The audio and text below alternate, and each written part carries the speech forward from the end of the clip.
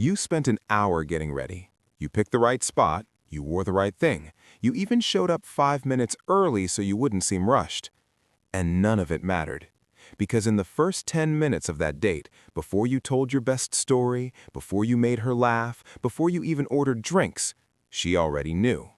Not because of what you said, because of what your body was screaming while your mouth was still making small talk. And here's the part that should genuinely unsettle you. You had no idea it was happening. Most men think dates are won or lost in conversation. They think it's about being funny enough, interesting enough, asking the right questions at the right time. So they prepare words, they rehearse stories, they stockpile topics like ammunition in case there's a silence they need to fill. And that entire strategy misses the point. Because research in nonverbal communication, and I'm talking about decades of study across psychology, behavioral science, and evolutionary biology, consistently shows the same thing. The initial impression isn't formed by content, it's formed by calibration. She's not listening to your words in those first 10 minutes. She's reading your body. She's watching how you hold space. She's tracking micro-signals you don't even know you're sending. And most men are sending a signal that says one thing loud and clear: I need this to go well. That need, that invisible desperation, doesn't announce itself with words. It announces itself with posture, with eye contact patterns, with how you sit, where you place your hands, how quickly you lean forward when she speaks, and how your body orients when there's a pause. And once she reads that signal, no story you tell is going to override it. Let me show you exactly what's happening. The single most common body language mistake men make on a date is also the one that feels the most natural. You lean in. She says something and you tilt forward. She laughs and your whole torso follows. She lowers her voice slightly and you close the distance without even thinking about it. It feels like engagement. It feels like you're being a good listener, showing interest, being present. But here's what it actually communicates. It communicates pursuit. Every time you lean toward her, you're closing space that she didn't invite you into. And the more you do it, the more the dynamic tilts. You become the one reaching. She becomes the one being reached for. And she feels that. She might not name it. She might not think, oh, he's leaning in too much. But something shifts in her experience of the interaction. A subtle loss of tension, a vague sense that this is too easy, that there's nothing to wonder about. Because here's what tension actually requires. It requires space. Attraction doesn't live in closeness, not at first. It lives in the gap, in the distance between two people who could move closer but haven't yet. When you collapse that distance with your body before it's been earned through the dynamic, you rob the interaction of its charge. Watch any couple in the early stages of genuine mutual attraction. You'll notice something counterintuitive. There's restraint. There's a lean back that coexists with engaged eyes. There's a posture that says, I'm here, I'm interested, and I'm not going anywhere. But I'm not chasing you across this table either. That restraint isn't a game, it's groundedness. And most men have never felt the difference between the two. Now, let me stop here, because I know what some of you are already thinking. So I'm supposed to sit there like a statue? Just lean back with my arms crossed and act like I don't care? No. And this is actually the mistake within the mistake. The idea that the opposite of leaning in is pulling away, that the fix for eagerness is performed indifference. It's not. Leaning back with rigid arms and a closed-off posture doesn't communicate confidence. It communicates effort in the other direction. It's still reactive. It's still organized around her. You're just reacting by withdrawing instead of reacting by approaching. And she reads that too. The actual fix isn't a position, it's a state. It's the body language of a man who is genuinely comfortable being where he is, regardless of how the interaction unfolds. That's not something you perform, it's something that shows up in a dozen micro-behaviors simultaneously. And it starts with the ones you're getting wrong in the first 10 minutes without realizing it. Let me walk through them. The second mistake is about eyes. Most dating advice tells men to maintain strong eye contact, and on the surface, that's not wrong. Eye contact matters. It communicates presence, engagement, confidence. But here's what that advice leaves out. Pattern matters more than duration. An insecure man's eye contact has a specific signature. He locks on when she's speaking. He holds gaze slightly too long when she finishes a sentence, waiting for her response to his response. And, here's the tell, he breaks eye contact downward when the moment gets charged. That downward break is a submission signal. It's hardwired. Across primates, across cultures, looking down is a deference cue. And in the first 10 minutes of a date, when tension is being established and tested, that downward break communicates something very specific. This moment is too much for me. Confident eye contact doesn't mean unbroken staring. That's actually aggressive, and she'll feel it as pressure rather than presence. Confident eye contact means comfortable engagement with lateral breaks. You hold her gaze when it's natural. When you break to the side, glancing at the room, looking at something that genuinely caught your attention, letting your eyes move the way they would if you were relaxed and observing your environment. Not darting, not scanning nervously, just existing in a space that's bigger than just her face. That communicates something powerful. I'm focused on you, and I also live in a world that's larger than this single interaction. It sounds subtle. It is subtle, and she registers every millisecond of it. Let me paint this for you.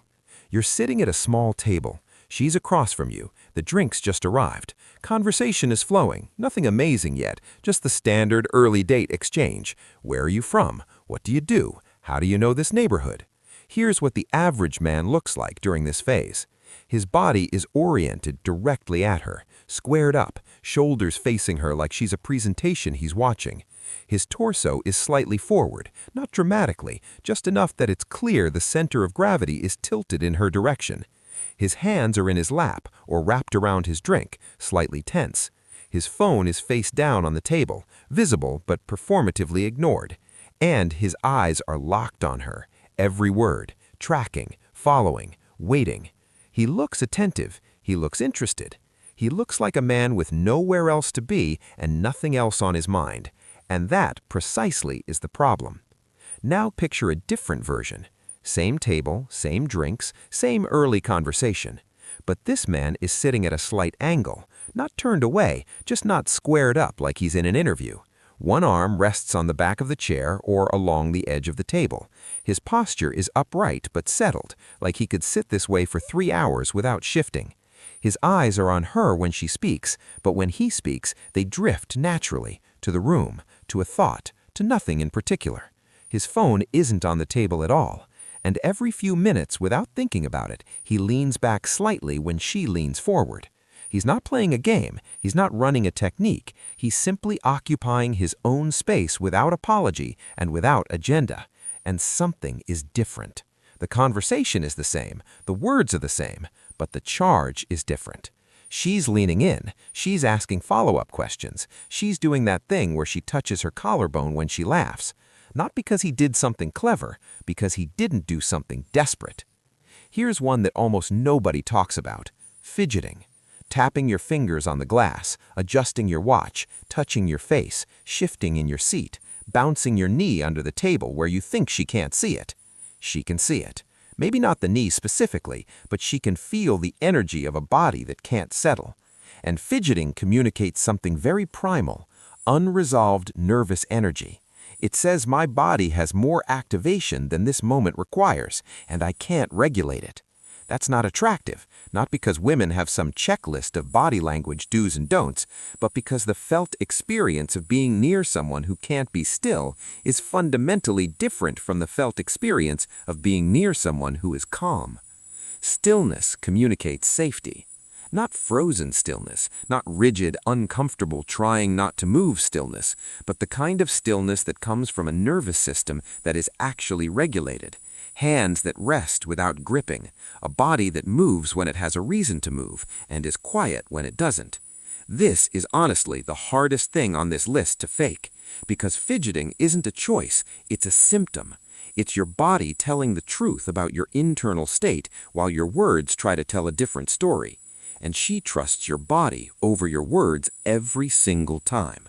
So the real question isn't, how do I stop fidgeting? The real question is, why is my body so activated by the experience of sitting across from a woman I'm attracted to? And the answer to that question is the thing that actually needs to change. Let me pull all of this together. The lean, the eye contact, the orientation, the fidgeting, the phone on the table, the way your whole body subtly reorganizes itself around her presence. These aren't isolated mistakes, they're symptoms of a single underlying dynamic. You've made her the center of the moment instead of making yourself the center of your own experience. When she's the center, everything you do is in reference to her. You lean toward her, you watch her, you adjust to her. Your body is essentially saying, you are the most important thing in this room, and my entire physical existence is organized around your response to me. And she doesn't want that. Not because she wants to be ignored, not because she wants you to be cold or distant or disinterested. Because she wants to sit across from someone who has a center of gravity that doesn't depend on her. She wants to feel the experience of being with someone, not being orbited by someone. And that difference, the difference between a man who is present with her and a man who is organized around her, that's what she reads in the first 10 minutes. That's the verdict that's already been passed before you tell your best story, before the conversation gets deep, before anything meaningful has been said at all. Your body told her who you are, and it told her the truth. Now, some of you are going to hear all of this and walk into your next date with a checklist. Don't lean forward, break eye contact to the side, sit at an angle, keep hands still, phone in pocket. And it won't work. Not because the observations are wrong, but because performing confidence is still a performance. And she can feel the difference between a man whose body is calm because he is calm, and a man whose body is calm because he's running a script. The real shift isn't behavioral, it's internal. It's the shift from needing the date to go well to being genuinely okay with however it goes. From seeing her as someone you need to impress to seeing her as someone you're choosing to spend time with, for now, while you figure out if she's someone you actually want. That shift changes your body automatically. You don't have to think about leaning back when you're not anxious about the outcome. You don't have to manage your eye contact when you're genuinely relaxed.